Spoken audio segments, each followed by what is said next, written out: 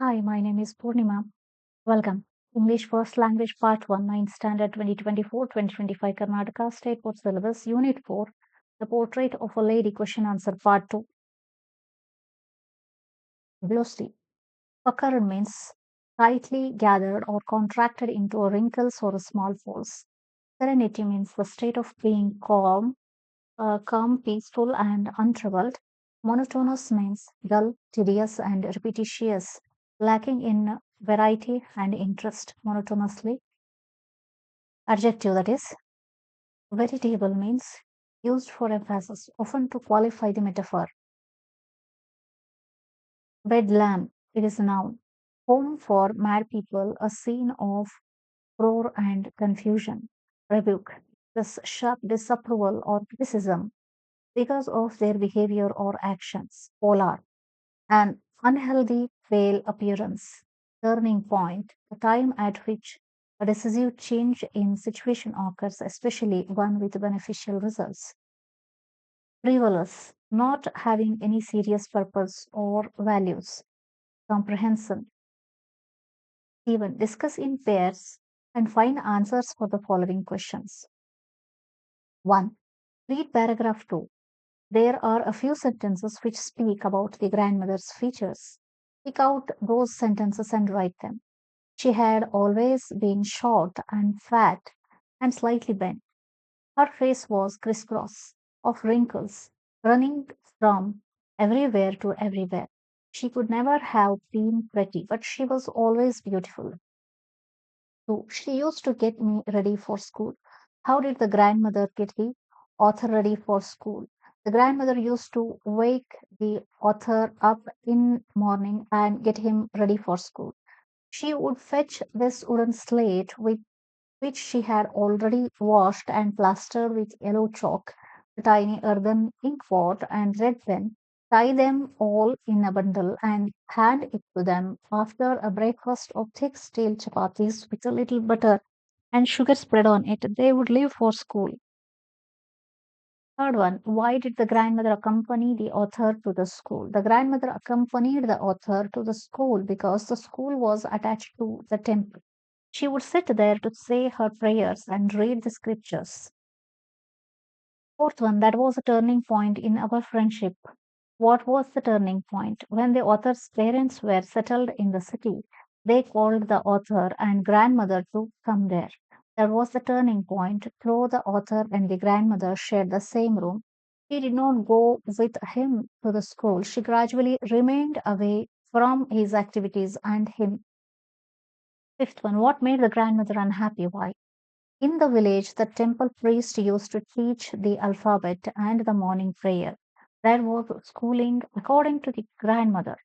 But in the city school, the author had to learn modern education with English, science, mathematics, etc. When he came back from school, she would ask him about the lessons, but she understood very little of it as there was no teaching about God and scriptures. She felt unhappy.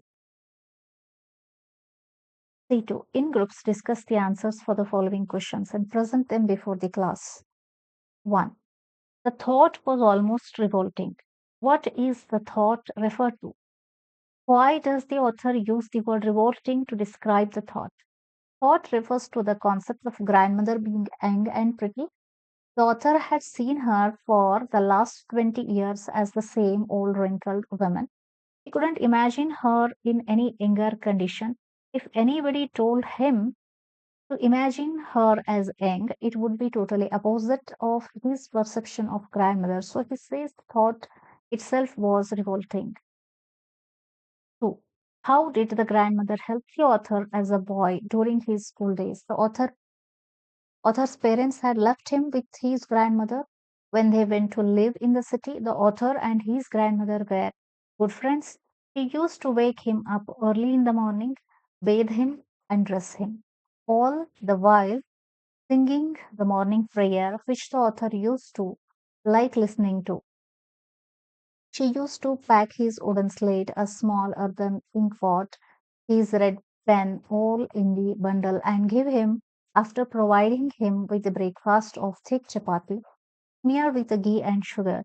He then used to drop him to school, wait at the temple reading scriptures, and after school bring him back home. Third one, describe the relation between animals, birds, dogs, sparrows, and the grandmother. The grandmother used to feed straight dogs with pieces of chapatis. When the grandmother and the grandson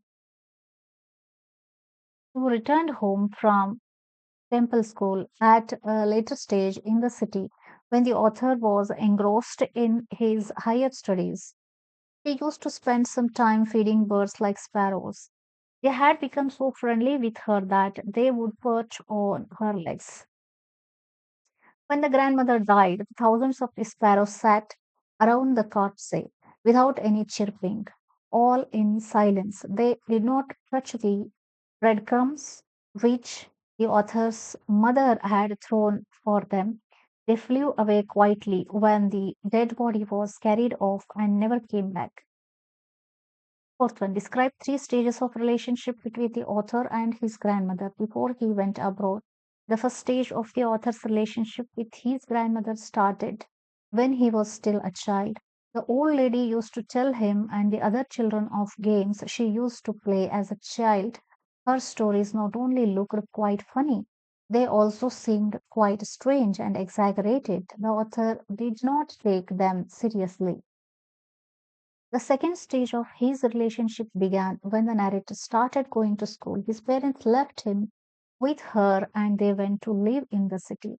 They were constantly together. She used to wake him up in the morning and get him ready for school.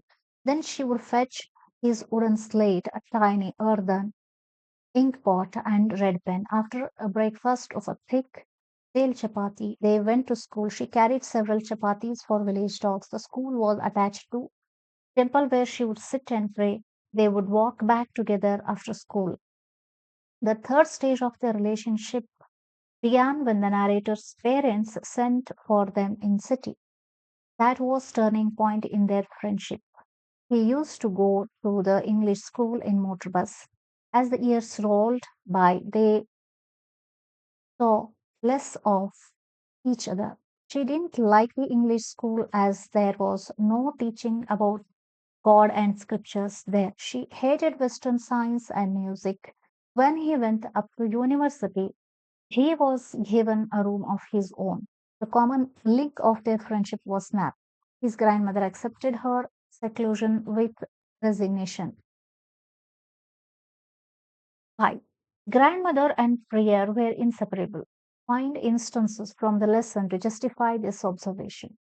Prayer was a part of the life of grandmother. All the time she had the rosary in her hand. Her fingers kept rolling the beads and her lips kept muttering prayers. From morning till evening, whether she did her work or some work for the grandson, she did it with prayers. She went along with the grandson to the school, sat in the temple attached to the school reading scriptures till the school bell rang. When the author grew up and went to the university, she spent her time spinning, at all the time she had her prayers on her lips. When she fell ill also, she prayed and prayed till her last breath. Thus, prayer was an integral part of the life of grandmother. Sixth, she thumped and sagging skins of the dilapidated drum. Has the description of the drum anything to do with the grandmother explained? Old grandmother became more and more secluded from the family bonds as the years passed. Perhaps this is part of the aging process. She did not show any emotional changes when the grandson went abroad, despite the fact that she had sensed her end. When her end actually neared, she gathered the neighboring women and sang for last time with them, playing the drums. The sagging skins and dilapidated drum symbolize the old body of hers. The song Homecoming of the Warrior indicates the return of the soul or the death of the mortal life. It also shows that even as the body sags, the soul sings and sings louder still. Seventh one. Did the grandmother predict her death? How? The day the author returned from the abroad, she sang and played drums, singing about the warrior returning home. The next morning, she was laid up with a mild fever. Though the doctor said she would recover, she predicted that her end was near, and it was because she did not chant any prayer. So she decided to stop talking to others and only chant prayer until her end came. She did as she told others and passed away with the Lord's name on her lips and rosary beads in her hand. 8. How did the sparrows react to her earlier in her life and later after her death? Whenever the grandmother sat in the veranda breaking the bread into little bits, hundreds of the little birds collected around her, creating a veritable bedlam of chirping. After her death, thousands of the sparrows sat scattered on the floor. There was no chirping. The sparrows took no notice of the breadcrumbs put by others. When the grandmother's corpse was carried off, they flew away quietly. Ninth one. What picture of the grandmother do you get from the lesson? From the lesson, it is very evident that the grandmother was very active. Women till her demise in the village, she took care of the author and even dropped and picked him up from the school. In the city, when going out was not an option, she spent the whole day at the wheel, spinning and feeding Venus. We also realize that she was very devout lady. She always had a prayer in her lips. She used to speak less, pray more. Grandmother had a special affinity to animals and birds.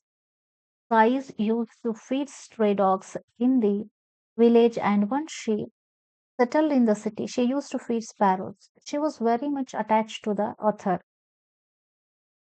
They used to have lengthy conversations in the village, and after coming to city, when the conversations got reduced and finally stopped, she became very much withdrawn but never blamed her grandson at all. From the story, the picture one gets of the grandmother is of a physically frail woman but mentally a very strong woman. Language activities, vocabulary. V1. In the lesson, the word tell has been used under different contexts to mean differently. Now, match the usage of the word tell with its meaning as used in the lesson. The use of the word tell, the usage of the word, its meaning. These are all the questions with answers I'll give you here. Match this word and its meanings. First one, her fingers were busy telling the beads of her rosary. D. Answer is D, counting while reacting. Second one, I would tell her English words. C. Making something known to someone in spoken or written words. Third one, she told us that her end was near. B. Given information to somebody. Fourth one, at her age, no one could tell. A. Be sure. Grammar and usage. G1. Note the form of the verbs which are underlined. 1. My grandmother was an old woman. She had been old and wrinkled for the 20 years that I had known her. People said that she had once been young and pretty and even had a husband, but that was hard to believe. Second one, when we both had finished, both had finished, we would walk back together. Third one, when I came back, she would ask me what the teacher had taught me. Fourth one, it was the first time since I had known her that she did not pray. Fifth one, the sun which was setting had lit her room and veranda with a golden light. In the above sentences, the verbs are used in the past perfect forms. Notice that they are used to describe things in the distant past. Also note that we form the past perfect with the had followed by the main verb in the past participle form. Had known, had returned, had gone, had eaten. A. Fill in the blanks with the past perfect form of the verbs given in brackets. I had failed to catch the train on that fateful day if I had come 5 minutes earlier. I had told myself that I would never be late again. Pick out five more sentences from the lesson having the verbs in the past perfect form. These are the sentences from the lesson. 1. She had always been short and fat, slightly bent. 2. She had always been as we had known her. Third one, old, so terribly old that she would not have grown older and had stayed at same age for 20 years. Fourth one, she would fetch my wooden slate, which she had already washed. Fifth one, she would ask me what the teacher had taught me. Sixth, the setting sun had lit her room with a blaze of golden light. We use the past perfect form when we want to draw attention to the fact that something took place and finished before something else in the past. We use the past perfect in the clause connected by the conjunction when and that because so. That means past tense also describe the past. Here, the past perfect tense. What is the difference between simple past and the past perfect is simple past is it is connected to your future. It is connected. It is a past. It happened in the past, but it is connected to your future. And that means your present. Still, it has a connection. But the past perfect means it had been done. It happened in the past, and what happened in the past is not affecting your present or future life. Mahabharata happened in the past, but for our life, it is not affecting. That such kind of things are explained in the past perfect tense. I knew I had seen her before. I had stopped, it had stopped raining, so they didn't bother to put the B. Fill in the blanks using the past perfect form of the verbs given in the brackets. We have to use the past perfect forms. Leave, verb is leave here. First one, when I reached the station, the train had left already. Second one, by the time teacher entered the class, the students had stopped talking. Third one, I would have failed if I had not worked hard. Fourth one, if I had walked faster, I would have won the race. G2, prepositions. Example 1. Here is the page from Renu's diary. It talks about what Renu did in a week in August 2011. Read carefully and complete the following. First one is done for you. Monday, Tuesday, music class at 5:30, Wednesday, library, evening, Thursday, phone, Rima, Saturday, movie, evening, Sunday, press clothes. Renu went to movie on Saturday evening. 1. She telephoned Rima on Thursday. Based on the previous slide, these sentences are filled here. Second one, she isn't doing anything special on Monday because no scheduling on Mondays, she is free. Third one, she had to press her clothes on Sunday. Fourth one, she went to library on Wednesday evening. Fifth one, she went to the music class on Tuesday at 5:30. Say this picture, Arun, Bhima, Chandru, Devi, Isha, Farooq. In next slide, you have to fill in the blanks based on what they are doing, where they are standing, where they are sitting. You have to fill those by observing this picture. Where are the people in the picture? Complete the sentence. The first one is done for you. Chandru is standing behind Farooq. See, where is Chandru? Chandru is here. He is Farooq. He is standing behind Farooq. Like this. First one is Farooq is sitting beside Isha. Farooq, he is Farooq. Farooq is sitting beside, she's Isha. Then, second one, Isha is sitting between Devi and Farooq. See, Devi and Farooq, she is between, sitting in between, Isha. Third one, Devi is sitting next to Isha. Devi is here, Isha is here. Devi is sitting next to Isha. Fourth one, Farooq is sitting in front of Chandru. Where is Farooq? Farooq is here. Farooq is sitting, no, yes. Farooq is in front of Chandru. Chandru is behind him. It is correct. Farooq is sitting in front of Chandru. Isha is sitting in front of Bhama. In front of Bahama. Isha is sitting in front of Bahama. Next, sixth one is Arun is standing behind Devi. Where is Arun? Devi is here. Behind her, he is standing. Seventh one, Bhima is standing between Arun and Chandru. Bhima is standing between Arun and Chandru. Example 3. Mr. Peter asks you how to go to the park from the church. Now direct him using the picture clues. Write the sentences in the blanks given. Go past the church. Go under the bridge. Go up the hill. Go down the steps. Go through this street. Go past the hotel. Go on the flyover. Go in the park. Now rewrite the sentences framed above using the bubbles as given here. Excuse me, where is park? Go past the hotel. Like this, you can tell the address to people. Example 4. Read the information and complete the sentences. Sandeep, Tumkuru, 2000 to 2007. Sandeep lived in Tumkuru 2000 to 2007. Using this information here, example is given. They are making this sentence. Second is Sandeep, Tumkuru 2007. Only this much information is here. Based on this, Sandeep lived in Tumkuru until 2007. Sandeep, Bengaluru 2007. You can imagine. He lived up to 2007 in Tumkuru, means in 2007. Sandeep has lived in Bengaluru since 2007.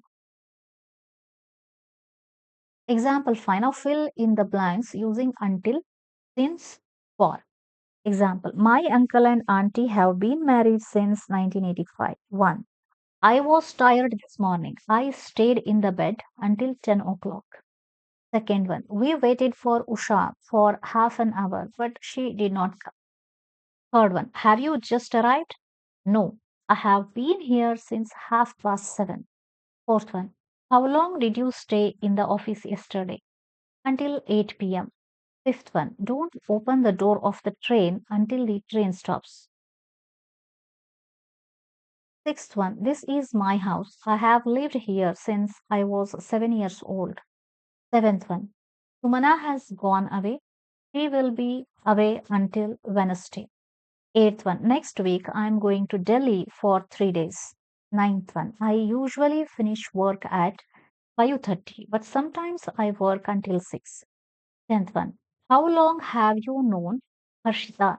Since we were at school together. 11th one, Shweta and I were good friends. We have known each other for 10 years. 12th, I am tired. I am going to lie down for a few minutes. G3, question forms. Question forms, WH questions, yes or no questions. WH questions which begin with where, when, what, why, who, whose, whom, which, how are called the WH questions. Where is your house? What is the color of the sky? These are the WH questions. 1. Now frame the questions to get the underlined words as a answers. These are the sentences. This underlining answer should come. Like that, you have to frame the questions. We do it. 10 questions are there. One by one, we'll do that. 1. We have our annual exams during summer.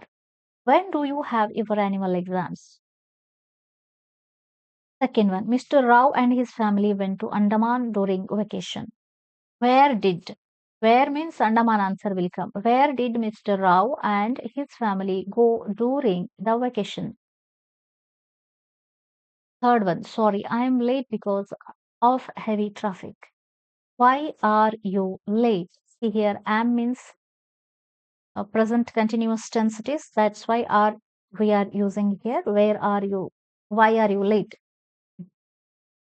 Fourth one, my friend walks to school. Simple present tense it is. That's why does comes here. How does your friend go to school? Fifth one. Sheetal had toasted bread for breakfast. What did Sheetal have for breakfast? See here in this sentence, Sheetal had, that means she ate. She had toasted bread for breakfast. Here, had is a main verb here, not helping verb. It is a main verb here.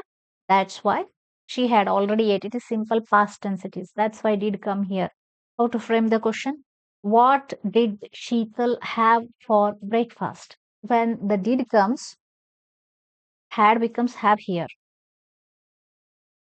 Sixth one, the Indian ambassador visited the Western countries. It is simple past tense it is. Who visited the Western countries? Seventh one, this is our school's party. Whose party is this? Eighth one, the doctor talked to the patient yesterday. Whom did the doctor talk to yesterday?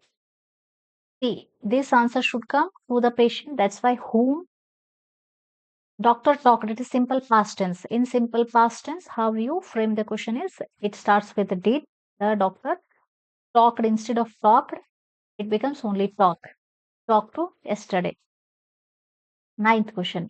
Masala dosa is my favorite dish. Which is your favorite dish? Simple it is. Tenth one. The red colored bag is mine. Which bag is yours? Two. Yes or no questions. Answer these with yes or no. One. Was the grandmother happy in the company of sparrows? Yes, she was. Second one. Did you complete your homework? Yes, I did. Or no, I didn't. Third question. Shall we go now? Yes, we shall. Or no, we shall not. The above questions begin with auxiliary verbs. They are answered either with yes or no. These are not double weight questions. These are auxiliary questions.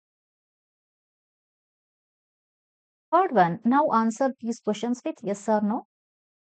One is, do you like mangoes? Yes, I do. Or no, I don't. One of these answers will come to this question. Second one, has the doctor arrived? Yes, he has. Or no, he hasn't. Third one, is the train running on time? Yes, it is. Fourth one, can Rani swim? Yes, she can. Or no, she can't. Fifth one, will your mother accompany us? Yes, she will. Or no, she won't. Question tags. Read the following examples. One, we all love ice cream, don't we? Second one, she can't drive, can she? Question tags are used either for agreement or for seeking clarification. Usually positive statements like this. We all love ice cream. In example 1, have negative question tags and negative statement. We all love ice cream, don't we? Answer will come, no, we don't. Second, you observe here, she cannot drive, can she? She cannot, the statement is here negative. Can she means the answer will come definitely, she can drive. That's why in doubt, he assumed that she cannot drive. That's why he's asking like this. But she can drive. He come to know that she can drive. That's why he's doubtedly he is asking like this. The answer will be definitely positive. Negative statements have positive question tags. The question tag consists of a positive or a negative auxiliary verb and the pronoun of the subject followed by the question mark. Like this. She cannot drive, can she? The question tag is here positive. Here, this sentence is affirmative. We all love ice cream. But question tag is don't we? Example 1. He is tall. Isn't he?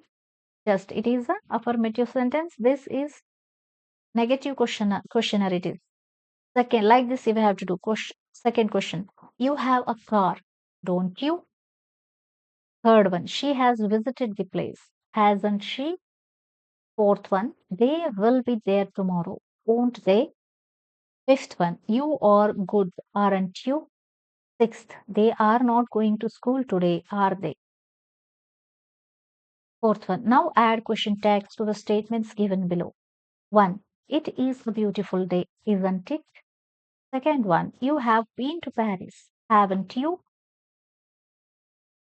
Third one, film wasn't very good, was it? Fourth one, Anu lives near your house, doesn't she? Fifth one, you don't know French, do you? Sixth one, the policeman directs the traffic, doesn't he? Seventh, some species are getting extinct on Earth day by day. Aren't they? Eighth one, he has a Benz car, hasn't he? Ninth one, we should not tell lies, should we? Tenth, Indians love peace, don't they? Please like, share, subscribe, and save the playlist. Thank you very much. Bye bye.